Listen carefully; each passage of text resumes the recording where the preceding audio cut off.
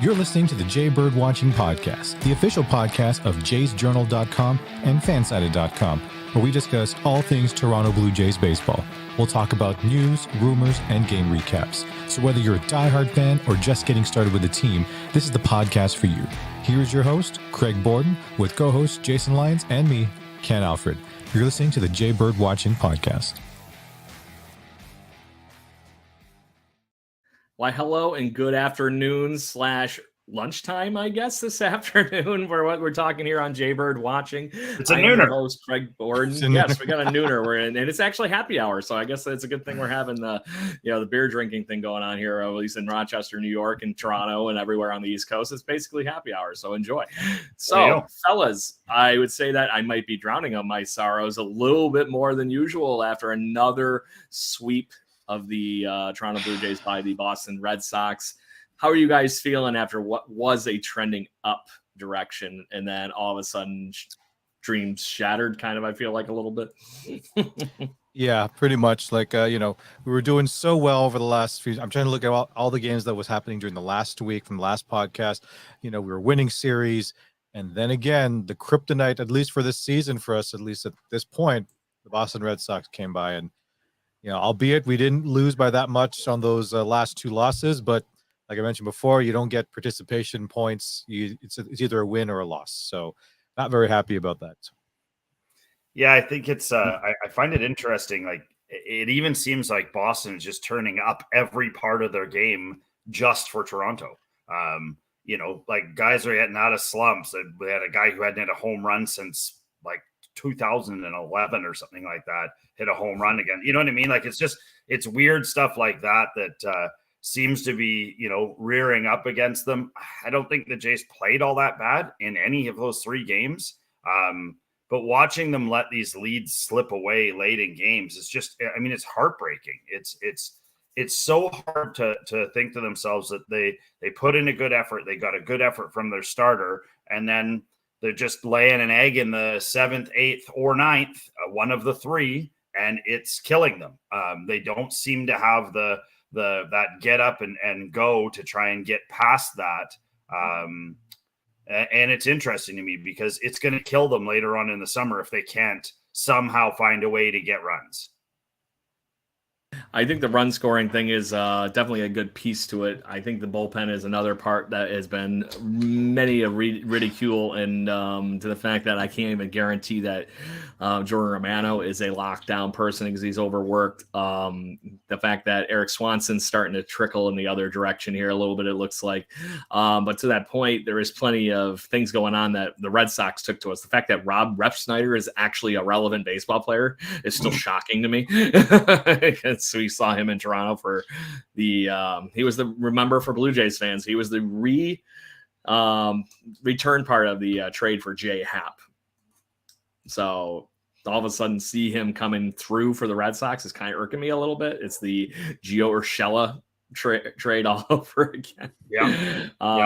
But I like Ken said, I don't think they played poorly. There were some bad moments during the series against the Red Sox. But guys, that is like I said, they're 0-7 currently against the Boston Red Sox. This is a game that you can't lose to your division this many times. And I'm trying to find what our actual current record is against our division right now, and I'm coming up short. But it's not good. I think it's 13-22. Yes.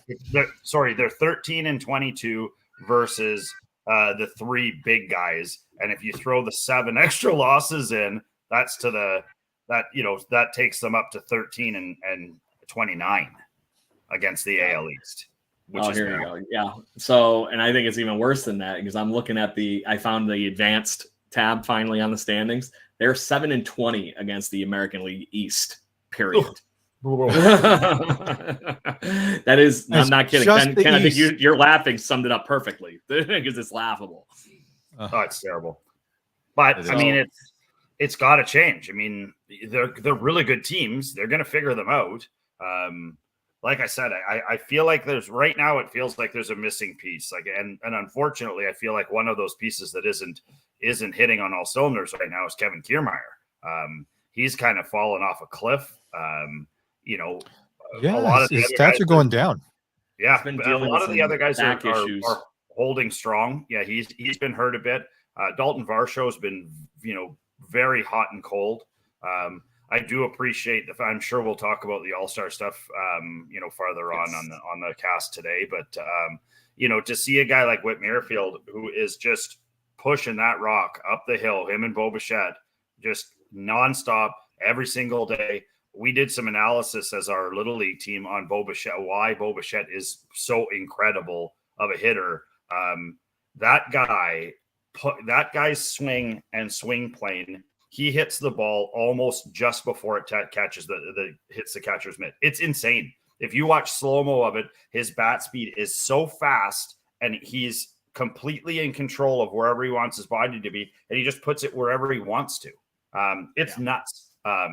And nice to see Whit hitting as well. And Whit was good base running. He's been fielding well. I feel like Jansen's had a good run, but there's too many holes right now. I would say that even Bo Bichette had what was it, Saturday night that he was running the bases and they were down by 2. That he runs around third base following Springer, and I can't blame him completely, but the fact that Rivera did say, go, go, go. And it's like, okay, great. You left him out to dry and you could see him actually, take the gas pedal down a little bit when he was rounding third base. I don't think he was expecting to get that go. And to that point, the momentum had shifted at that point. Let him stand at third, hope for the next guy to come up, especially when it was the meat of the order coming up. So little self-inflicted fun. But the Blue Jays, like I said, missed that last piece to what you were talking about, Jason, over the weekend here against the Boston Red Sox to be able to take them in this series, or even to come up with a win would have even been better than what we're looking at right now. So what I want to talk on a little bit here to not be a dead horse, but open the book up here a little bit more, AL East in general, guys. Like I said, we're 7-20 currently against our division in baseball. The problem with that is you guys looked at the standings, I'm sure. You see who's ahead of us in the standings. It's nothing but American League East teams. And then you throw in the Angels and the Houston Astros. The Red Sox, like I said, are not out of it. Cleveland Indians seem to somehow be hanging around too. And, there's a couple of teams like the Seattle Mariners even that are not too far out of this wild card picture that are one hot streak away from getting back into it. Nobody's running away with it. No. All these teams have their flaws. It's still a toss-up. It's still a toss-up. Nothing confirmed. But are you panicked? Because I've been hearing Blue Jays fans saying, let's be sellers at the All-Star or at the trade deadline here. It's getting to that point where some people are gonna have to start putting their thinking caps on and see if this team is a pretender or an actual contender in the next few weeks. It's funny you would say that, Craig. I have a good friend of mine who listens to the cast, and I talk a lot of baseball with him. And as we were just sitting here, he jokingly sent me a text to say, "Tell Craig to trade Mattingly." So and it's just like I don't think Mattingly's the problem. He's just kidding. Like he's completely joking. It's the sideburns, guys. It's the sideburns. That's sideburns. But Trim those damn things. You would say that, Craig, because I've been reading a little bit online too, just about some of the panic talk and panic feel and all of the rest of it. And I mean, it's comical to me right now. I mean, you still have a ton of baseball to play. Yes. Yeah, it's like you said, you're one hot streak away from jumping way ahead of the pack. You're one hot streak away or cold streak from going the other way. The Jays are good enough, I think, that when they get all of their stuff together and they start really, with the nose pointed in one direction, again, I think we'll see that. I think we'll get back to some hot days and some hot weeks. And we have to keep in mind, they haven't been that bad. Like if you look at their other than the American League East, their roster or their games for They're the last destroying every other team out there. Yes, that's what I was saying. Like the last few series we're winning, right? Yeah. Like it's just Boston that just seems to throw us a monkey wrench in the whole thing, right? We're taking 2 of 3. If we only have 7 wins against the American League East out of our 45 guys, that's not good. Most of our wins. No. So, but I mean, They do have Chicago coming up. Chicago's not a good team. And they've got Detroit behind them. Again, Detroit's not a great team. Arizona's behind that. They're pretty good. But this could be a nice little get well card for them to try and get some guys rolling. I think we can all agree that for the most part, it has not been the starting pitching's fault. I think all of the starters have been good. I think they've done their jobs. I think they've gotten the Jays deep into the games, into the fourth, fifth, and sixth where they need to get them. I don't know. There's something missing right now. And I feel like, a month and a half ago, we were talking about how everything was hitting. They couldn't miss. There was nothing they weren't doing right. And now, balls are dropping in the outfield, but, guys are getting 2 and 3 Texas leaguers a game against them, hard hit balls through the gaps and stuff. I don't know. It's one of those things where it seems like they're holding their breath for the 7th inning or 8th inning to get there. And then the bottom falls out. Yeah. Feels like every game at Fenway Park ever, or it's not over until you hear the fat lady sing at the end of the game, right?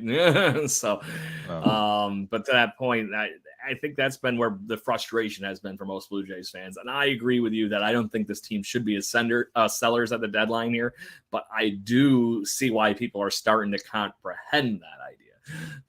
You talk about all the teams that are in it. Okay, a guy like Matt Chapman could be traded and flip for something that could even help this season, let alone into, the next couple of seasons. It could be things like that for Blue Jays fans as far as where the argument could go, and I get it.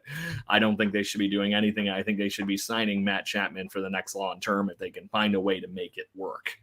So on that note, gentlemen, I wanted to talk is not only do we have to get over all those teams. So let's say we do gain a game and a half right now is what we are currently trailing the Yankees, and the second place wild card are tied right now with the Houston Astros. So like I said, it's right there. And even the Baltimore Orioles are starting to show they're human. They're only 4 games ahead of those 2 teams. So we're really only 5.5 games out of the first wild card spot. Let's say we get into that mix. Who do you think we're going to play the first round of the playoffs? It's odds betting it's going to be another AL East team. So if they can't figure out something to do against any of these AL East teams come, what is late August, early September again, guys, they have to flip the script. Otherwise they're done. And why even, you might as well throw it in. That's the other argument. It's interesting though. Like when you think about it it was last year that they lost to the Mariners in that horrible nightmare that I'm trying to forget. Now, no one thought that was going to happen. The Mariners had a terrible record against the Jays. The Mariners had a terrible record against the AL East. I mean, they did not look like and they just walked in and laid a monkey slap on the Jays. And I mean, it can happen.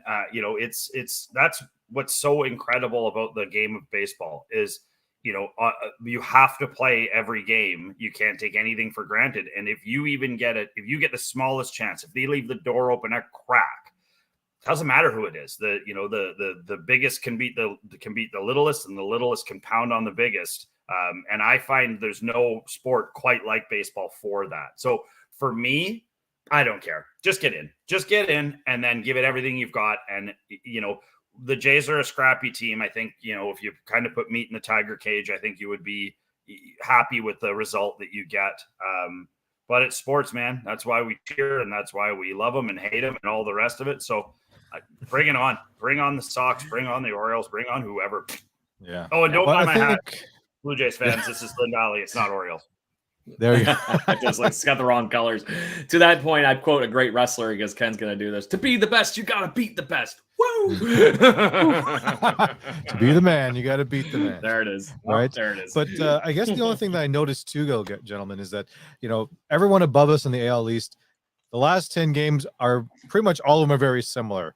We're either splitting everything or we're maybe losing by 1, because it looks like the Rays the last 10 are 5-5. The Baltimore Orioles are 4-6. Yankees are 5-5. Jays are 5-5, and Boston is 4-6 for the last 10 games. So at least we know it's not really just all about us. Like we, aside from Boston sweeping us, but like the teams ahead of us, they're not like fully dominating over the last 10 games either. So, let's keep it, I guess, try to keep in perspective that as we may be struggling a little bit, at least everyone seems to be struggling in the AL, at least a smidge.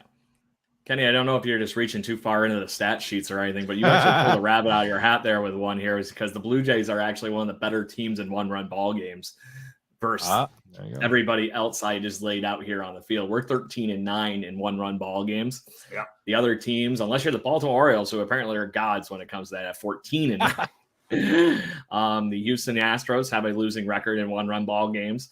The Yankees have a losing record in one-run ball games. And I think, looking through the rest of the standings, the Angels are really the only other ones that stands out as within shooting distance of those same wild card spots that we were just talking about. So regardless of what we were just talking about, putting the bullpen and everything on trial a little bit there, the fact is they're still finding ways to win those close ball games. Usually, I would say it's felt a lot more like the flip side of that coin over the last few weeks.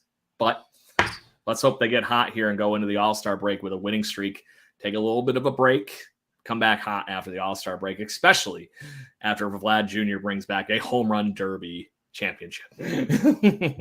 I'm actually excited. It's interesting you would bring that up. So I looked at getting tickets for the All-Star game, and they are grotesquely expensive. Grotesquely. To the point where you're like, really? Like, am I just reading this wrong? Is somebody send this video? Like, is this wrong? But I mean, full cross-eyed.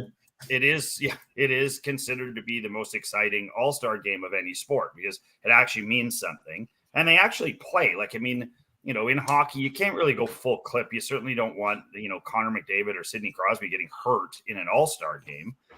Whereas the baseball guys can still go 95% and it makes it a great game. I mean, you can still blow a hammy or pull a groin or do something like that. But, for the most part, it's a lot of fun. And I, for one, am very excited to see Vladdy in the home run derby. I think that his season right now is he's turning things around on the power side. He's turning things around on the getting on base. And I feel like this could be something that could propel him through the summer, even with a mediocre performance. If he gets, if he starts bashing them and they're cheering for him, I mean, there's going to be a lot of Canadians in Seattle down to watch that game. And I mean, who knows? And I know that I don't know if you guys said it or not, but Whit Merrifield's been named, Gosman's been named, and who is the fourth?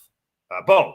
And there's still write-in opportunities. I mean, I don't know if you guys watched the video of Brandon Bell talking about him and Shohei with the DH All-Star thing. That was quite amusing.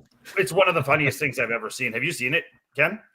No, I haven't. Oh my God, it's at a level, and he's like so deadpan. He's like, this whole thing is rigged. He's like, I'm clearly a better designated hitter than Shohei Ohtani. He's like, I'm even a better pitcher. You just never see me go out, and I'm not bragging. Like, it was so funny, and he's so like. And then they started showing all the stuff with him about how he got the fake captaincy when they wouldn't make him the captain of they had a captain on the Giants, and he had claimed that he had won the actual players thing to get it. So he got like a hockey C and pinned it on his jersey and got this little captain's hat, like a little boat captain's hat, and he'd wear it in the dugout. And did you guys see though? So I've seen that one. He was wearing I have to watch hat. it now. Belt was wearing a hat in the dugout in the last Jays game that said weakest link on it. Like, I'm not joking. He was wearing a hat that had spray painted looked like spray paint.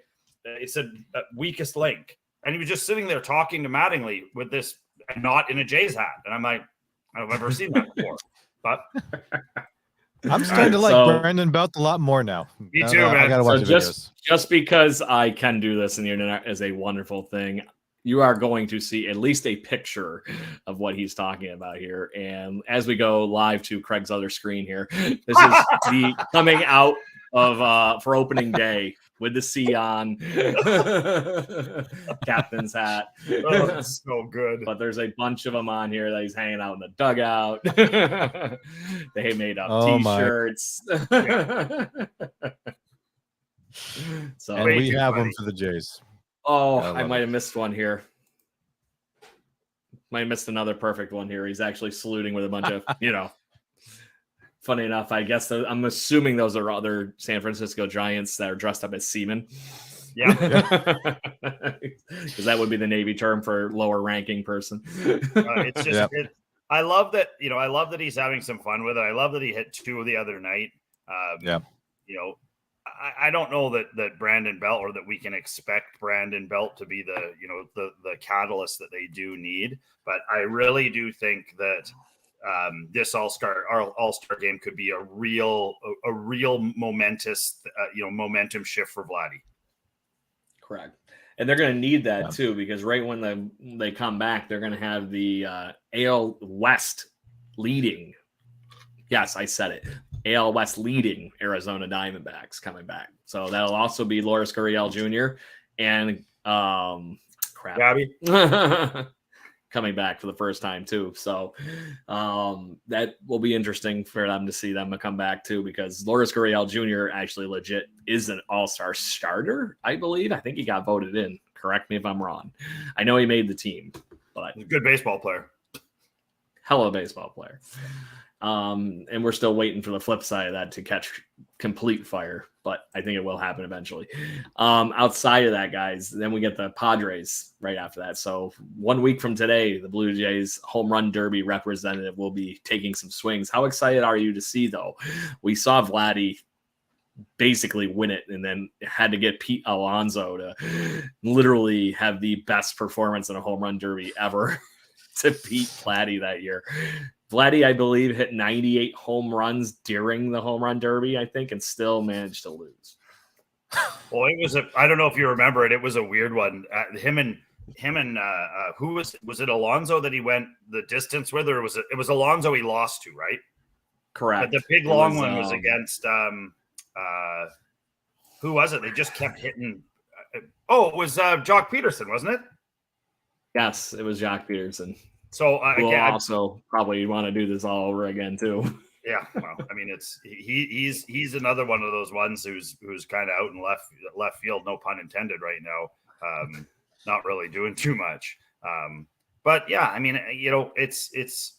I think it'd be a good thing. I agree that for some, I don't know if Bo is affected by any of this kind of stuff. I've never seen him even really react to much, so I don't know. I know he knows it's an honor, and I know he wants to be a part of it every single year. Awesome for Gausman. Like, I mean, that's so cool for him. And yeah. I don't know if you guys saw, they did his split jersey the other night as one of the cool promo giveaways, and his daughter came out and threw out the first pitch. It was pretty awesome. So, I mean, I think that there's a lot of pluses to making the All-Star team, but again, I mean, I feel like when they come back to it, they've got to put the hammer down right away. They really have 100%. to win maybe 2 or 3 series back to back, and then just start to plane forwards to try and, I'd like to see them try and get into second behind the Rays and stay there, fight their way up there and stay there and just get into the playoffs. Don't have to chase in a wild card, anything weird like that. You're a good enough team. Get in there, fight your way in, and do something about it. Yeah. I'm trying to find how they played over the last month, but they actually, when you were looking at all the teams that we had just mentioned, they actually did have the best record of all their rivals in this wild card situation, like outside of the Angels, who have been riding Shohei Ohtani to the promised land at this point. Well, it's about 30 home runs. It's about time. Let's not split hairs here, buddy. It's about time that the Angels didn't suck. Like, they've got the 2 best baseball players in the world, and they stink. So it can't make the playoffs. I mean, really, it's a bit of a joke, but good for them, I guess. Yeah, I just wish I had to see it at the expense of the Blue Jays, but that might be what the competition comes down to, and they're going to be in Toronto too in the near future, if I recall too. So they were talking about, I don't know if you guys saw this or not, but they were talking about Ohtani's possible contract. They say he will become the highest paid player of any sport ever. Really? They're talking. Are we really shocked by that? Though? Because you got to be a good pitcher. Numbers. Yeah, I mean, would you pay? What would you pay a pitcher who's as good as he is? $30 million a year. I would think you're all pushing that. Well, you just saw that with Verlander and Scherzer, right? So now, would even not be anything different than that with how they're doing right now. So what does Aaron Judge make? 30 was it 250 million they just signed? So or what are they going to pay him? something like 60 that? million? Like if you're the best hitter in the league and you're one of the best pitchers in the league, do you get paid for both? Or do they just say, nah, you know what? I mean, it's going to be a gigantic number, a number we've never seen before.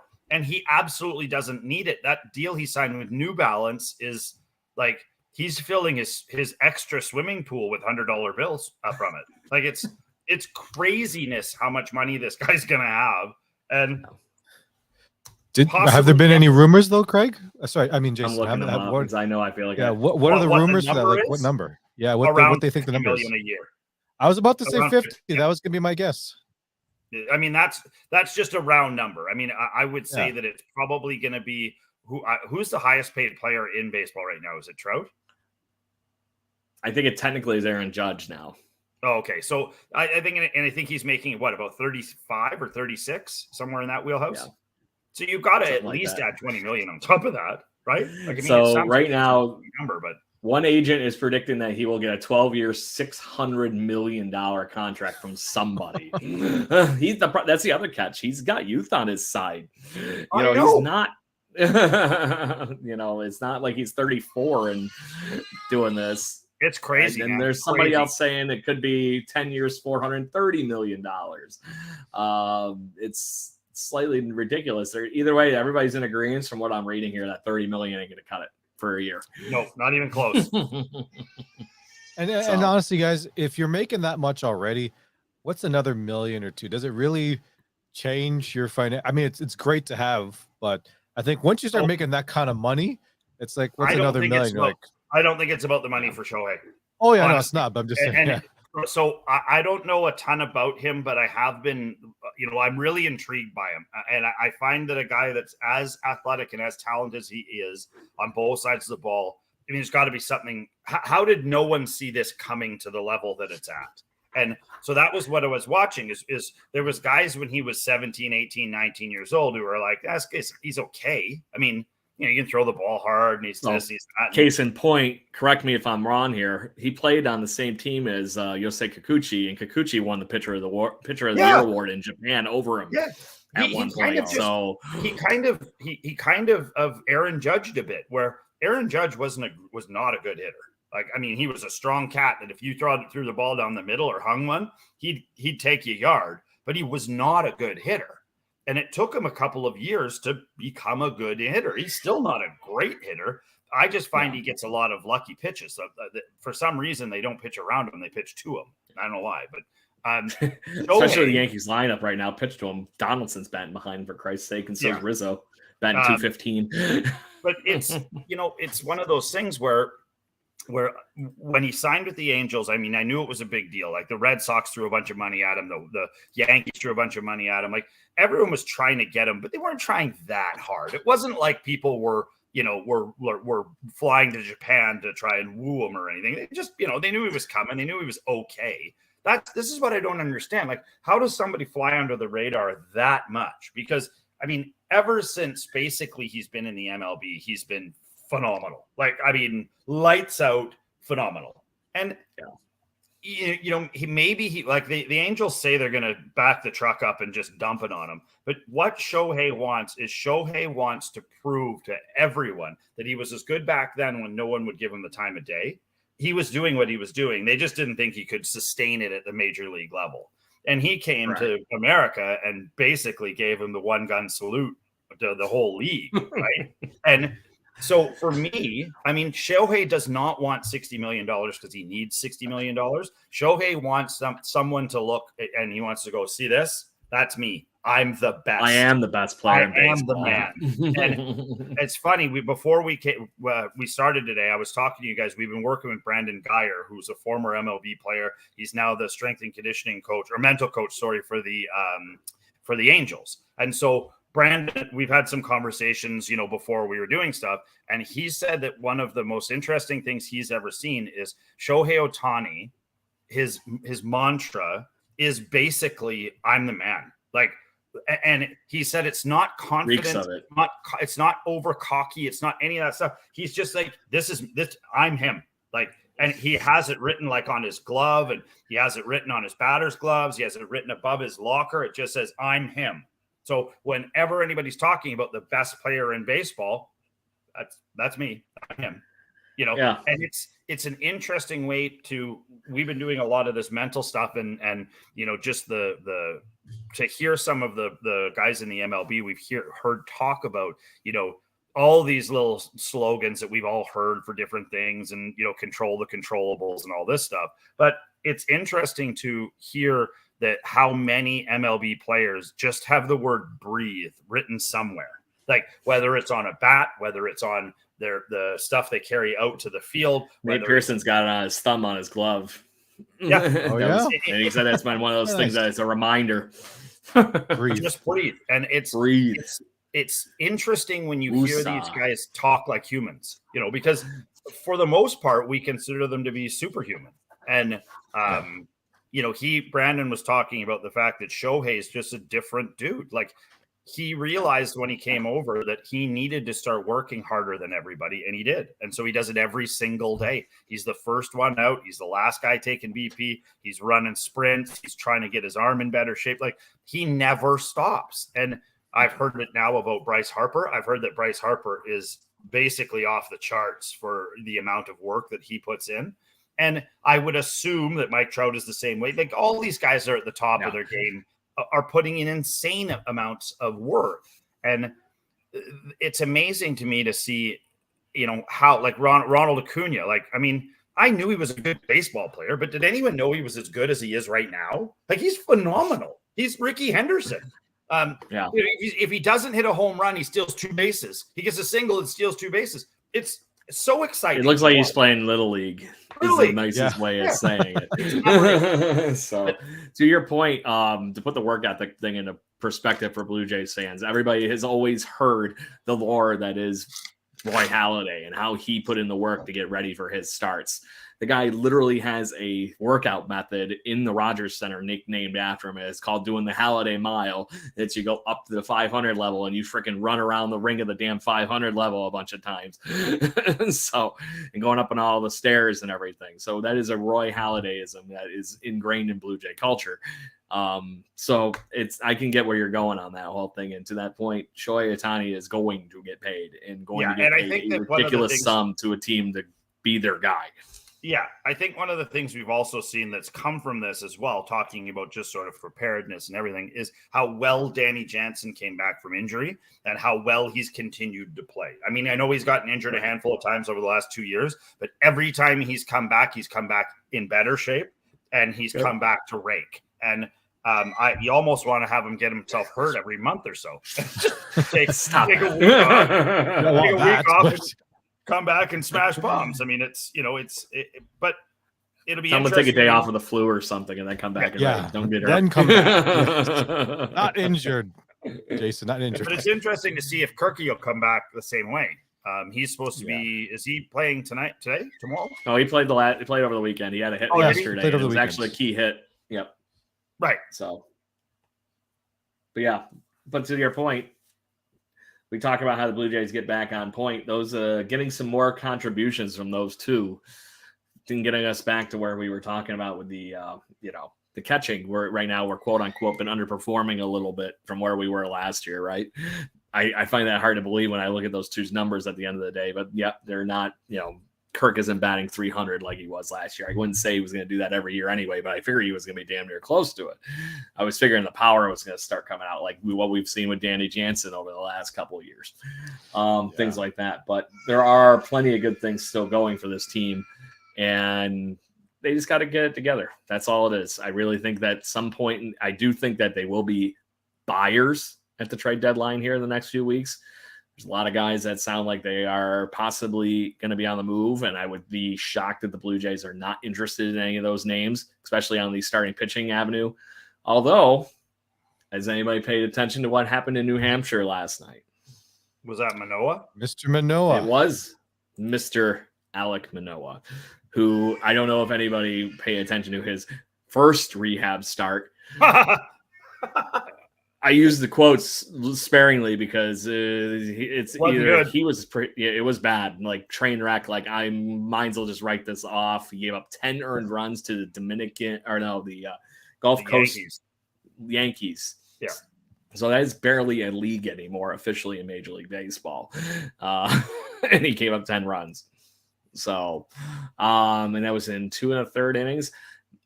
I've heard some rumors about what was going on. Possibly he was only limited to 1 pitch, 2 pitches. He only was allowed to stay at the bottom of the strike zone, whatever it might be. Either way, the Gulf Coast League Yankees figured it out quick.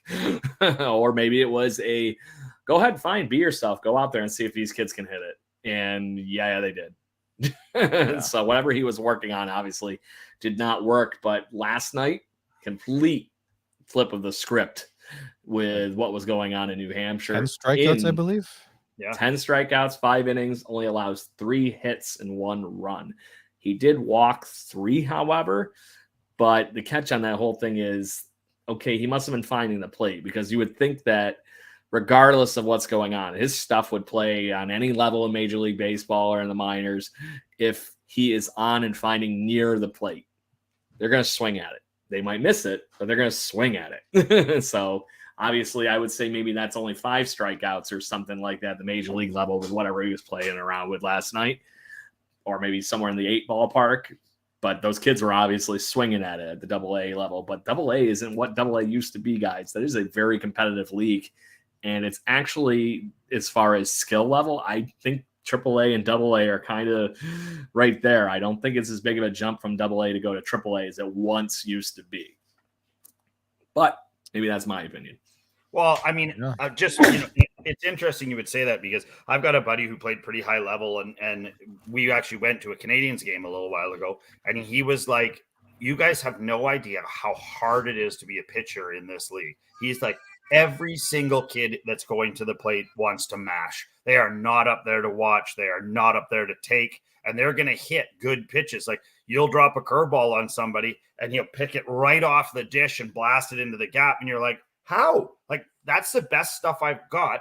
And of course, it's just a guy getting lucky or a guy being hungry. Like, I mean, the amount of first pitch fastballs that you see hit hard at that level is uncanny. And you've got these poor kids, who are 18, 19, 20, 21, who are just trying to establish pitches, and these maniacs at the plate that just, they won't let anything go by. And, you're watching these games, and it's 10-8, and you're like, what the hell? But it's fun to watch. I mean, it's how baseball should be, but to get through that meat grinder, like I when I saw the Manoah first start, I was like, whatever. I mean, it's, and the thing that I really liked was the amount of dudes that came to his back right away that just were like, just wait, he'll shut you up. I'll figure it out. Marcus Stroman was the first one, which gets back to my original point from 2 weeks ago that I still think he's going to be a J before the end of the year. Yeah. We'll come back to that. But I do think you're going to see that really quickly too, because if nothing happens at the trade deadline to offset that, he's going to have to, regardless of what he's been doing. And kind of, obviously, I'm sorry, I didn't mean to interrupt you. Go ahead. No. You guys go ahead, continue. I just like to jump in when something comes to mind. I feel like what Manoah, then last night, that's more like what we're going to start to see. And I mean, God help it if he gets back up to the majors this year. Every time he starts, he's going to be, I mean, we already know what he can do. And to have him pissed off, I think that would be, sure, maybe pitch him every time he play against the Red Sox. But that being said, I mean, he's going to come back angry. I heard really good things about Hyun-Jin Ryu. Apparently, he's like really coming along quickly, throwing the ball hard. And who's the other one? We're missing one more right now, aren't we? Bullpen guy, Chad Green. Yeah, we got Chad Green. Green, Zach Pop, Adam Simber, and Ryu. They're all injured right now. Simber, I don't know if Simber's ever coming back. Simber kind of is on the Manoah train right now, where he just can't hit the strike zone, and when he does, it's he might as well be throwing it underhand.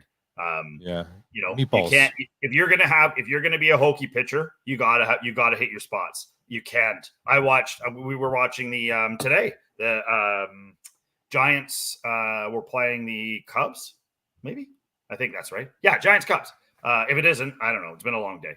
But they had a submariner as well, and he gave up 2 home runs, and you're just like, wow, like it's a hard pitch to follow, but it hangs. Like as soon as it comes out of the guy's hand, it's already looping into the strike zone. And if you just wait on it, I mean, see you later.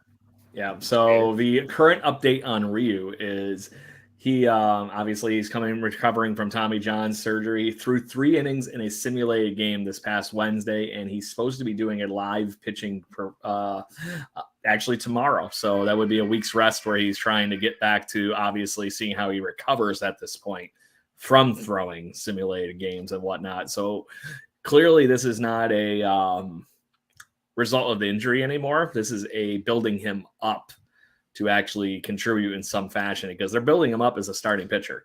And they've said that flat out a bunch of times. So it's exciting to see if he's that far on already that he could be on track for a, low level minor league start sometime in the next few weeks. Yeah. That's saying a lot. So guys, where would Ryu actually, so let's say he gets back to the starting rotation for the Jays. Where would you place him? Like, would he be the first, third, fifth? Right now he's taking that spot. That's Manoah's, I think. Yeah, That's so been the bullpen spot. He'd start at the bottom probably, and Okay, you would start to see where he was fitting. And Yeah. You'd give him a few starts. He'd probably, I mean, classically, usually when you come back, you perform really well in your first one, and then there's a bit of a dip in your second, and then it just starts to sort of, whichever way it's going to go, it goes. If it's gonna extend upwards, it starts to extend upwards. If not, it's and that's what's so interesting about pitchers is I mean, you kind of got to give them a little bit of rope, and more rope than you can give to a lot of field position players. Because I mean, if somebody gets hurt and they come back and they've got the yips, or they're just not playing the ball right, or they're just not in shape, that there's 5 or 6 guys in your stream that you can pull up to play short or play second or play left or play center.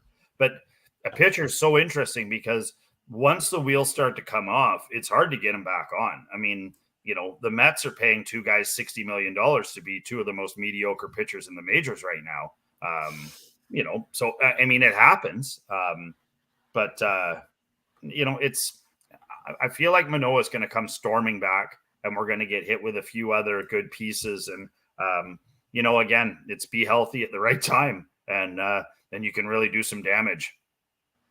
I think the thing that's going to help the 2 of them the most, actually, is the fact that if they both make it back up to Toronto in similar fashion at the same time. Yes. We all know Ryu and Manoah are buddy, apprentice and master kind of thing going on here. And the fact that we saw Manoah and I have him for most of last season and this year, maybe he just needs that other set of eyes that isn't the coach, somebody that he's honest with, that kind of thing. And I wonder if that was always his person with Ryu. He is a young player. Everybody forgets that. So you got to remember that sometimes just having the right voice and the right person around at the right time helps. We've talked about mental health on this show repeatedly, including having Dr. Jenna Ross and possibly Brandon Geyer on eventually, those kind of fun things. We know that that's a big part of the game, regardless of who it is and how it is. And it never fixes the same 2 people properly the same way. Something that works for me, for example, isn't going to be the reason that it helps one of you 2. It's just all those kind of things. So hopefully that's the last bit of it, because I do think that the way the chips are starting to fall here, you're talking August for Ryu. Yeah. So it's about what they were targeting. I think you can safely say that. I think you can safely say that he'll be back in August. I mean, based on everything we're seeing. And that's a really good time to get him. I mean, I think a number of time ago, we spoke on this show about load management and how smart some NHL teams are to manage load. And I mean, if the Jays are coming down the stretch and they're getting close, and I know nobody wants to take a day off, but I mean, we all saw, when Vladdy was given a bit of some time off, he comes back strong. Springer is like he's fountain of youth. Like you give him a couple of days off, he comes back, he's like a new dude. But I feel like they all it's a long ass season, and you got to give these guys some time. And right now, like even the just watching the Jays right now, they look tired. They look like, sort of the dog days have already set in. I often find, though, that sort of as they hit that Canada Day break, they start to sort of, as it's starting to push forwards into summer pretty hard. You do start to see a little bit more smiling and a bit more fun and that kind of thing. But it's been a bit of a grind for the last, at least the last month.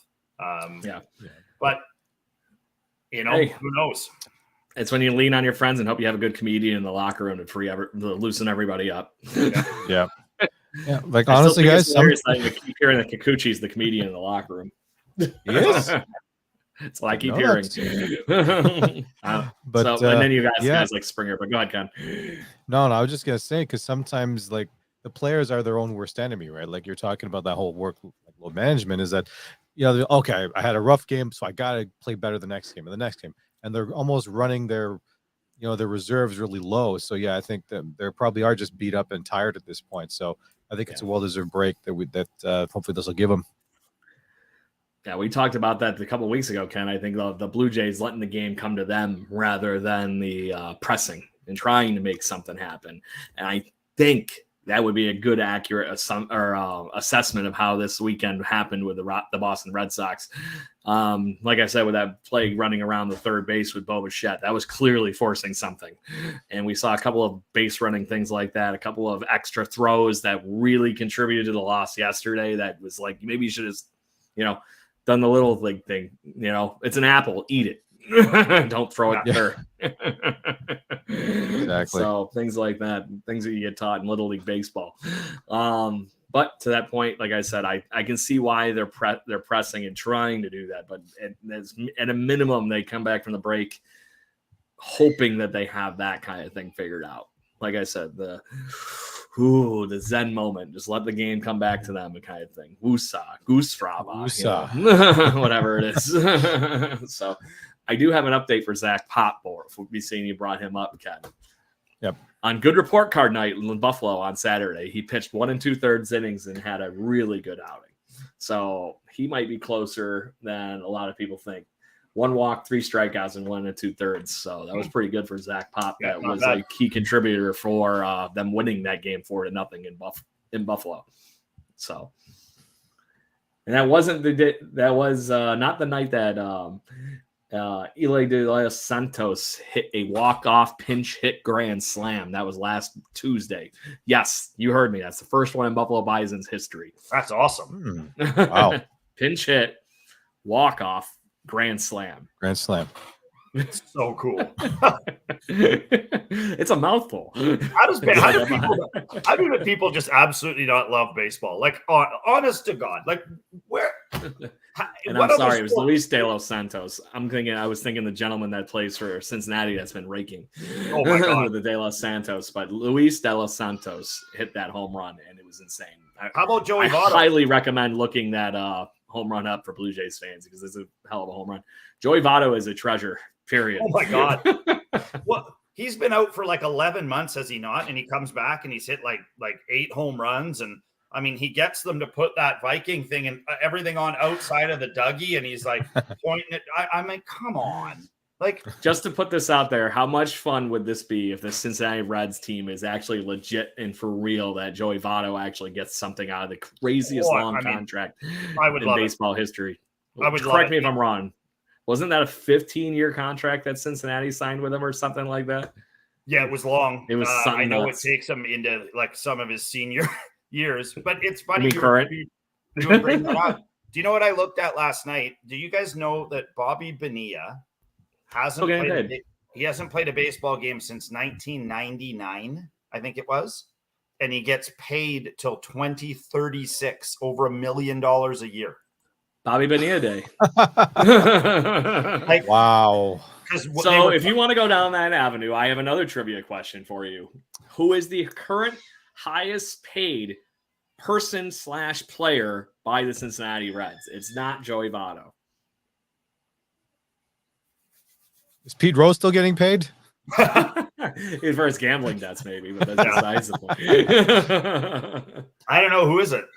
It is currently Ken Griffey Jr. is the highest paid Cincinnati Red. Yeah. Ken Griffey Jr.? Yeah, they He's still owe getting him paid by the a Reds. crap ton of money. It's My similar to God. the Bobby Bonilla thing, and it was Yeah. a 10-year deal for Joey Votto. So Yeah. Wow. Incredible. that's crazy. He has a club option for 2024 and a $7 million buyout. So this could be, in all technicality, possibly his last season. Yeah. Because I don't think they're throwing a brick at 25 million at him. Somebody might I'd take him a flyer at 7 million if I was going to buy him out of his contract, but Yeah. you know what I mean? So, but yeah, it's a mutual, apparently. Oh, no, sorry, I take that back. Club option. Yeah, club option. So, I did read that. yeah. There was a club option. So, anyways, now that we're talking baseball trivia. Speaking of baseball trivia, you guys seen the horrible goofy list that I've been doing on our Twitter account and everything? Yeah, it's been great. I'm not sure if I'm supposed to answer them or not.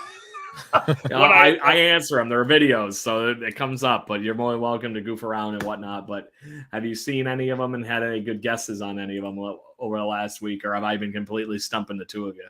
There was one I knew almost right away. Crap, it'll come to me. I can list them out here if I can get into my damn Instagram account. It's being mean. I can't remember which one it was, but the first question that you asked, I was like, I'm pretty sure I know that one. And I mean, I always like to think that I do, but like you've got to sort of give it its time to. I like to list. I've done are the days of sort of jumping. I'd rather just listen to all the clues and make a good guess. So on that note, I will tell you what the most recent trivia one is because I'm going to post a new one after the show anyways, because I'm trying to do that every weekday evening during Blue Jays games. So it's something to post and something for Blue Jays fans to chit chat and talk about during the games. Obviously tonight is an off day before we said, have the White Sox and the I'm forgetting Tigers over the next couple of days. Yeah. So the question, which Jays hitter led off the inning for Joe Carter's walk-off 1993 World Series home run? He walked to lead off that inning. Devon White? That would have been a very good guess and about as fast. Yeah.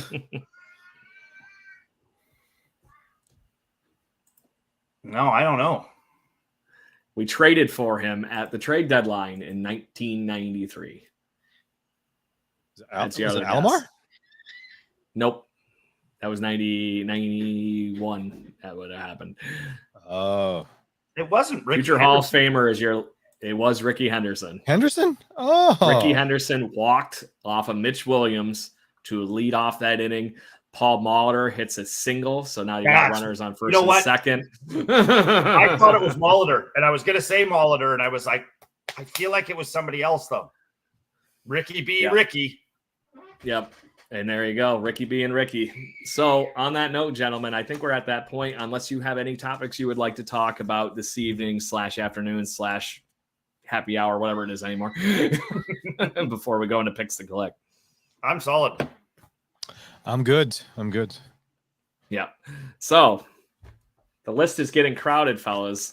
So last week I carried over both of your picks and had a new pick by Eric the Heck on the show last week where he picked Matt Chapman. Sorry to say, Ken, I carried over your pick for Spencer Horowitz from the previous week.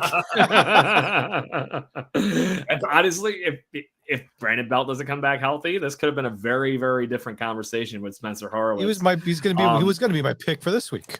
Yeah, for Buffalo, right? Yeah.